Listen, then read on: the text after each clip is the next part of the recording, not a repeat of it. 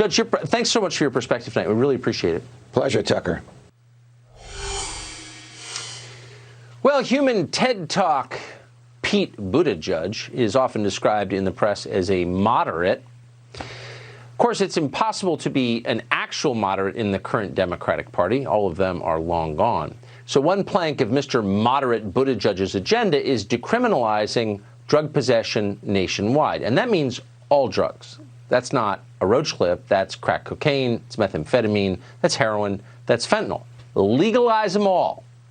How decadent and out of touch would you have to be? You'd have to be like a Rhodes Scholar McKinsey guy to think that was a good idea.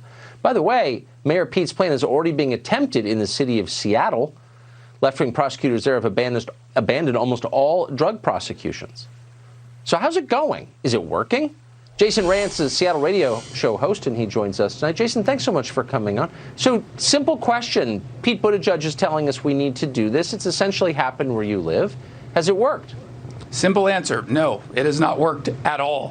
What we've seen here, unfortunately, is an increase over the last 10 years when our prosecutor in King County, Dan Satterberg, decided first not to charge felony accounts, and then he chose instead not to charge anyone with quote-unquote personal amounts of possession. So to your point, crack cocaine, methamphetamine, whatever.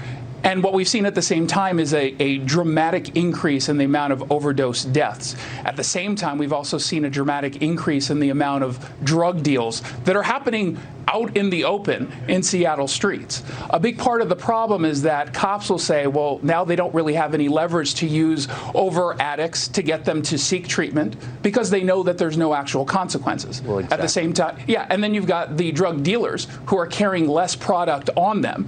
They resupply, they restock up on their supply more often than they would normally do. But they know that if they were to get stopped, if they had some product on them, they can say, no, I'm not a drug dealer, I'm just a user, and they know that they're not actually going to see any time in jail for their drug crimes, and that's why it's gotten so out of control. It's been a total failure. So you got to wonder if the people behind this idea have ever met a drug addict or had one in the family or done drug. Like, do they understand the sum total of human misery that they're creating here? Do they care? So Dan Satterberg does, this King County prosecutor. He had a sister who he lost to a drug addiction. The problem with this, when you put ideology into what is a reasonable idea, because I do think it's reasonable to say, if you're an addict and you're not committing a crime, I don't want to just throw you in jail. I want to put you in treatment. I think that's the right thing to do. But when you help in some way, for sure. Yeah, you at least try to help the people that you can. But you can't even at this point leverage jail time against an addict to go after the drug dealer, to turn on the drug dealer, to go after the bad guys. And it's an unfortunate reality all across Seattle. They tried it in a neighboring county in Snohomish County, and it was a total disaster. So they actually did the right thing, which was they got rid of that policy.